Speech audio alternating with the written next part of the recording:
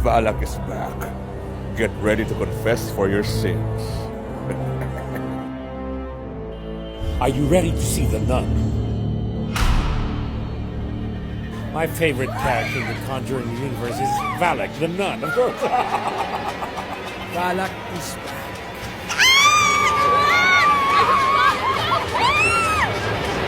Super interesting ng lore and definitely nakakatakot. Valak is more ruthless this time and extreme.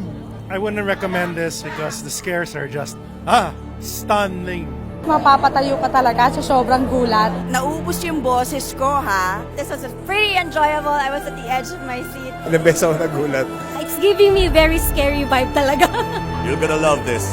Watch the Nun 2 in cinemas